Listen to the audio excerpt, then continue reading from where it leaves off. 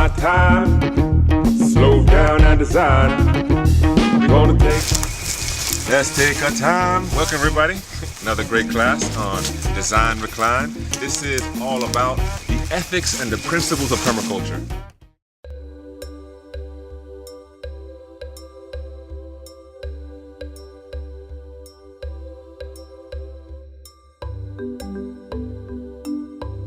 Some years ago, I thought the only thing worth doing really is living an ethical life because it's creative and provides daily challenges, and I don't like monotony. So there's a bit of fun and challenge in living ethically. The next thing permaculture looked at was a number of principles. Principles are global. They apply to every culture and every landscape and every climate. So let's consider something like store energy. If you're in the hot tropics, the best thing you can do is store your energy in trees.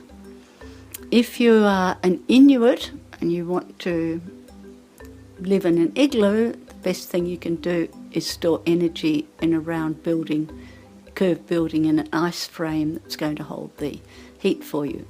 So it doesn't matter from tropics to deserts. Catch and store energy is a critical strategy in permaculture, which applies to all people, and you can go back, it applies to all time. So you can take each principle and you can examine it for its universality. However, from there you go to a strategy. So if your principle is to constantly feed soils, keep an eye on soil nutrition or it runs down like us, then how do you maintain soil nutrition in the tropics? Obviously, you're going to use ground creepers, you're going to use long life cover crops, but you're not going to do compost because in that heat it gets used up too quickly. If you're in a cool temperate climate, you're going to use compost because it can mould away all winter and you won't lose the nutrients. There's an appropriate way of doing it according to biomes or local areas. And so much destruction is caused by transferring these strategies to the wrong areas. So the Northern European strategy of cattle on grass for dairy or beef, you know what it's doing to the Amazon. And you know what's happening in parts of Asia where they're reducing that to rice or corn, the forests.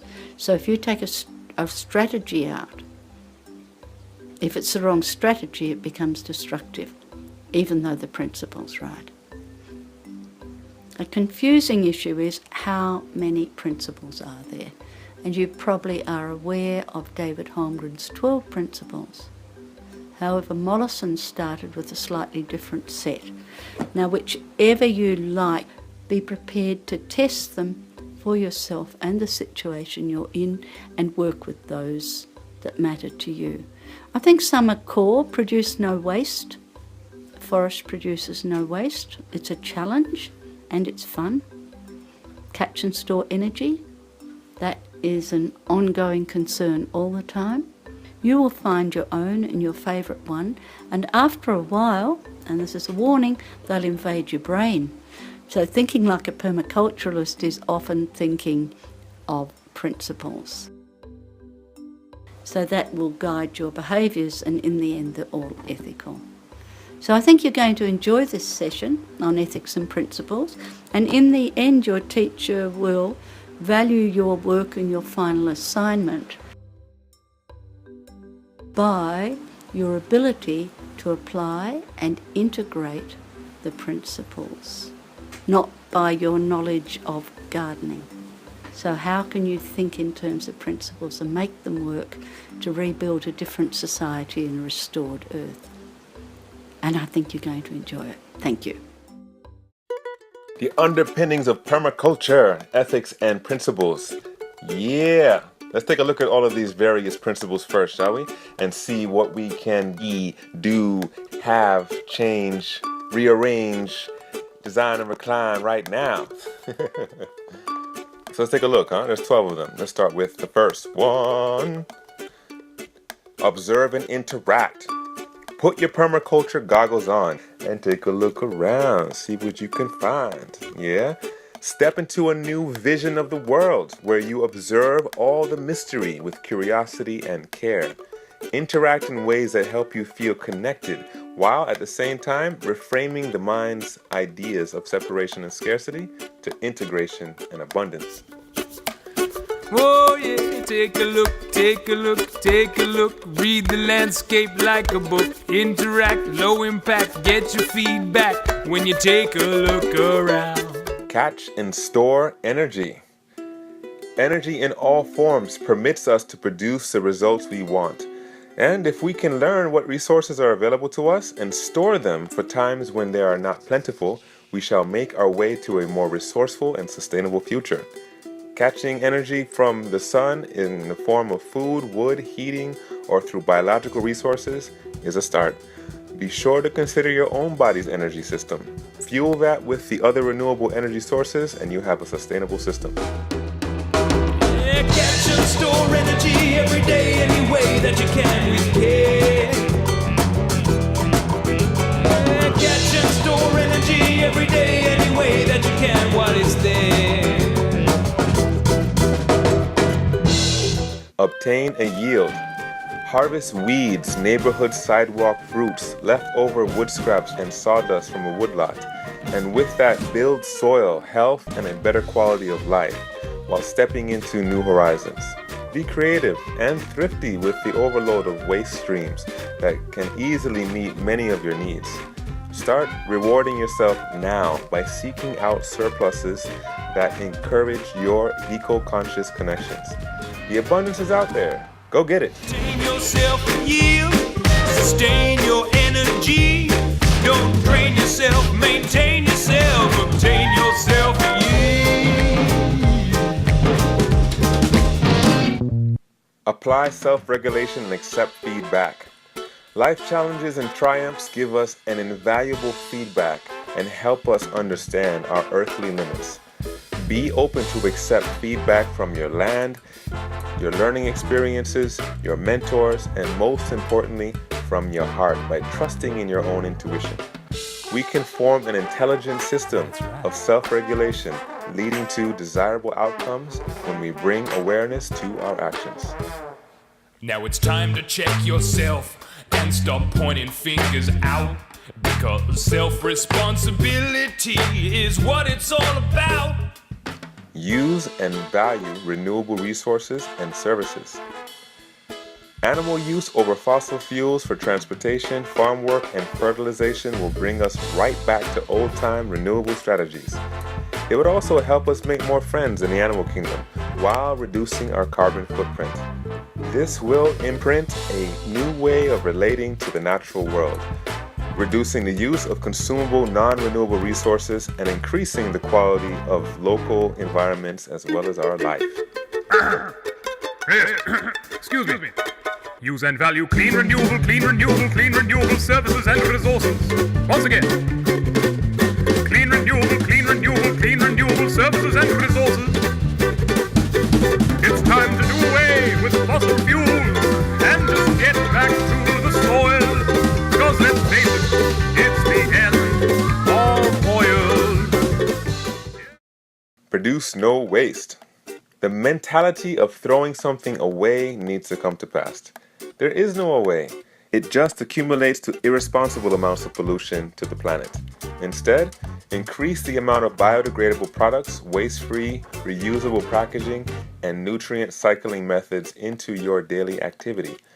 Identify your waste streams, then turn them into resources, repair them, or change what you purchase altogether into no-waste solutions.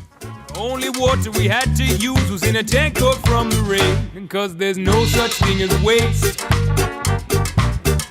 Only stuff in the wrong place. No, there's no such thing as waste. Misusing water's a disgrace. Design from patterns to details. We naturally understand and see patterns like the wind direction, sun movements, rain conditions, structural integrity, and plant growth. What about people systems? Are there patterns in our health, education, community development? You bet they are. And once you know them well, you can fill in the details to create a good design. Around, around, around. It's just the way it happens. Yeah, round, around, around. Always in patterns.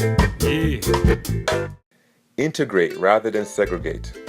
It feels good to be connected to the natural world and each other. Connect education methods with gardening, community development with neighborhood improvement initiatives like tool libraries, green spaces, and community gardens. Find multifunctional ways to integrate regenerative human systems, and you're on your way to a permaculture-based lifestyle. Let's get together. Let's get together.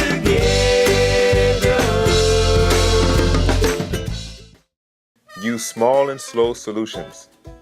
This small solution is actually really big. Let's take our time, slow down and design, and implement only what we can appropriately take care of and do well. The number one challenge I have seen most projects around the world is people spreading themselves too thin, too fast, with too little resources. Make it a priority to only invest your energy into projects that reduce maintenance, are non-resource intensive, and expand sustenance. Take it slow. Make it small and slow. To avoid the confusion, use small and slow solutions. Yeah.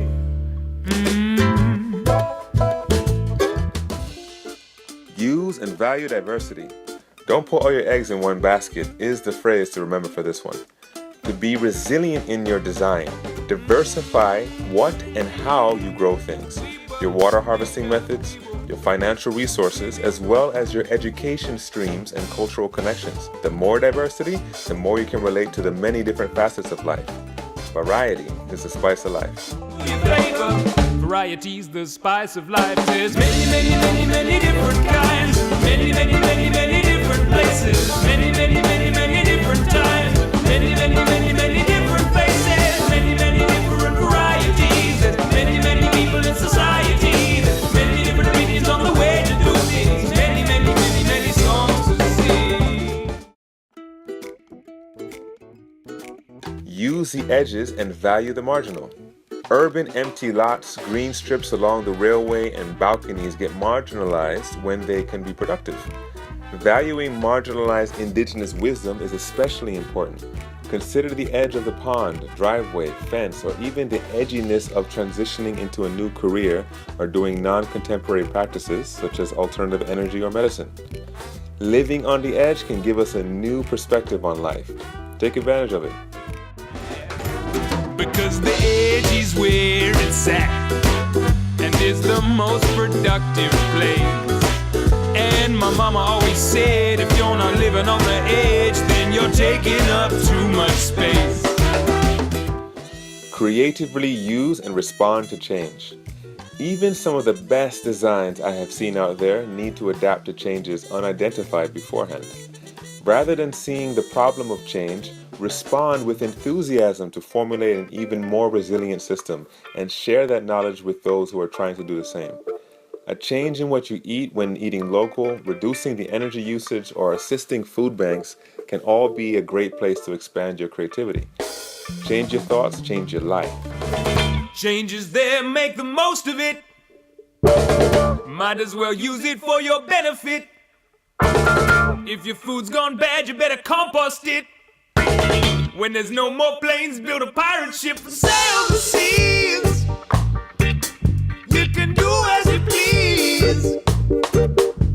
Oh, but only if you know you got to improvise your way through change.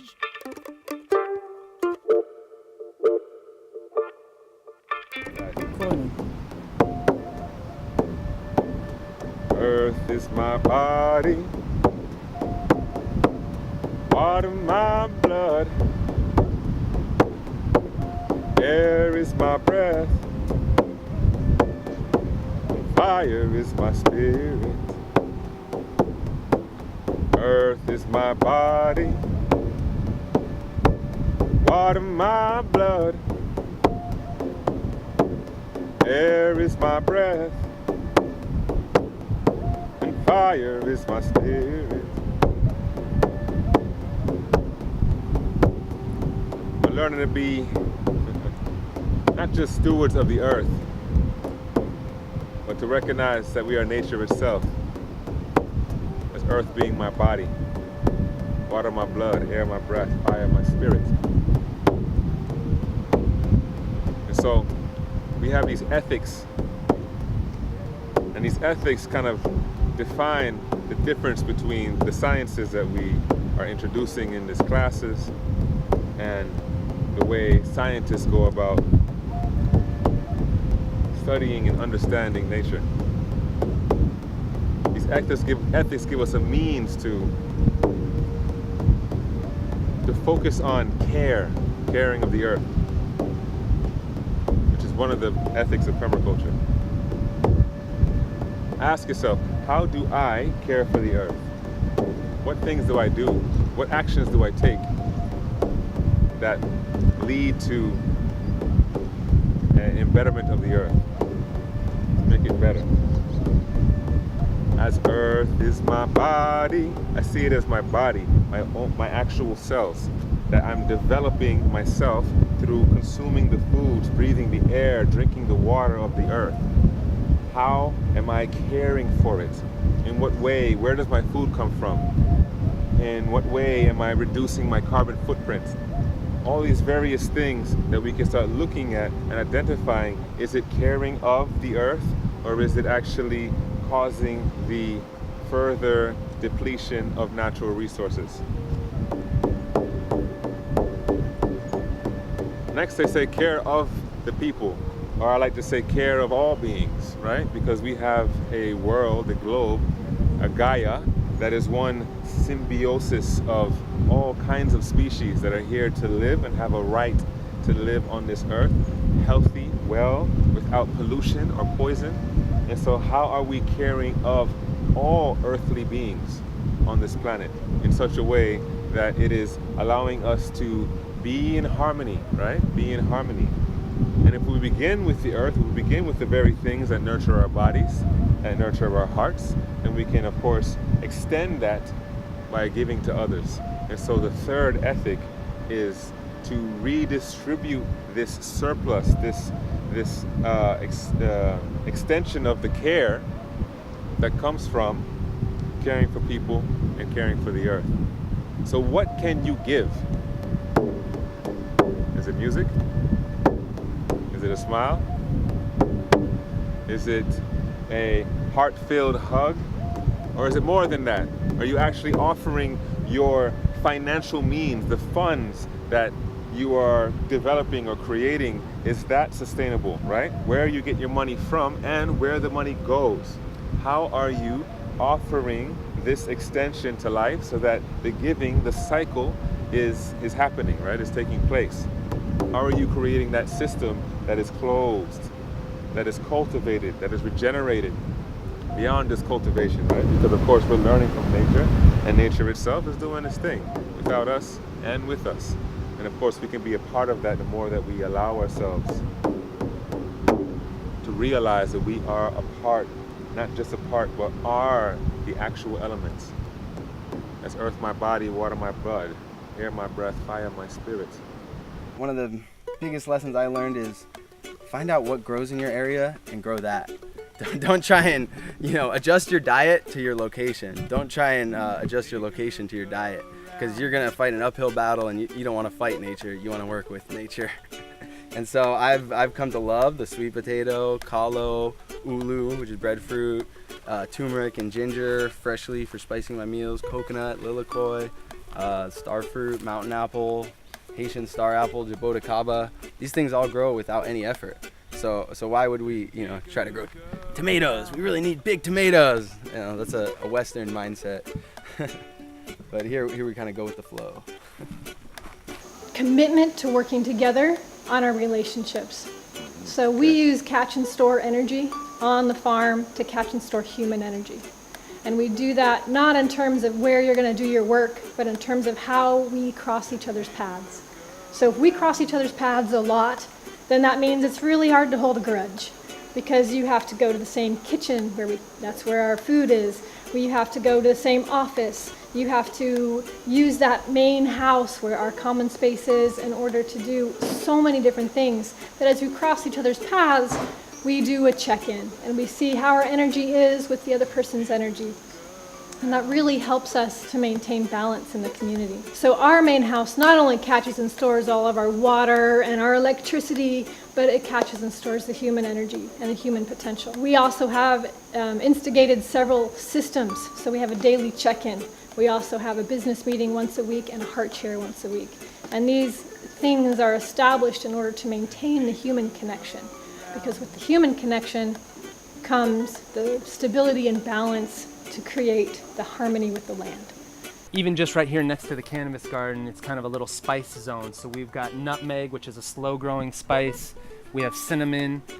We've got a fig mixed in there.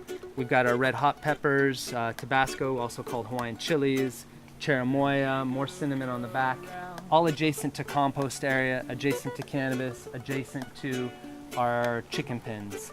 So in many ways, you see that kind of edge effect that we so often talk about in permaculture. So I can harvest from the chickens, I use the excess soil and turn over soil from the compost into the cannabis beds, and then vice versa, all while feeding these nice spice trees along the way. Like thinking about what are we going to do about this bed, and the problem is the solution. So the problem is plants are growing in the bed. Well, then let's just work with nature, be nature working, and go with the flow. So that's sort of an example of how permaculture would work. You know, you don't keep fighting it, or let's spray herbicides on there to kill the plants so we can plaster the bed and have it be this perfect tickety-boo bed.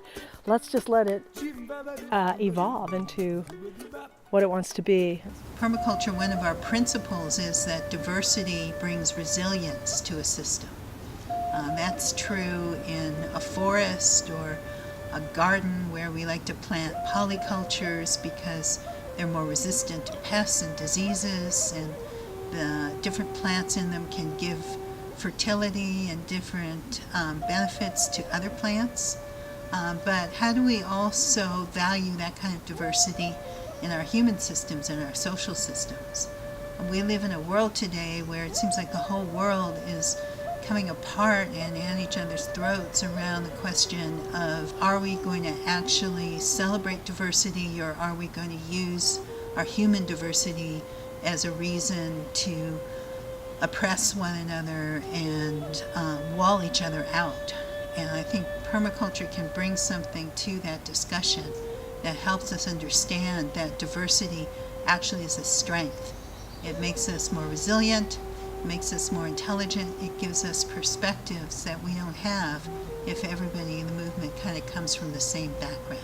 And also things that come from nature awareness, coming into our senses, coming into a state where you can open up and be present and observe what's going on around you and listen to what nature is teaching you.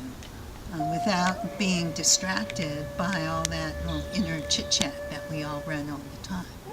Yeah, so this is kind of one of the David Holmgren principles of from the marginal to the center, is what he calls it. It's a reworked older one, but he invented it back in the 70s. So in 2004, David Holmgren wrote Permaculture Pathways Beyond Sustainability.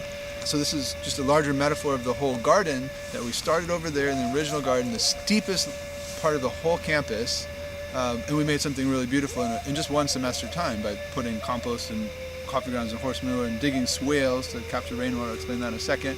Planting the fruit trees and shrubs, natives, just all mixing it together. Annuals, really nice. So they loved it. Like, wow, that's something different.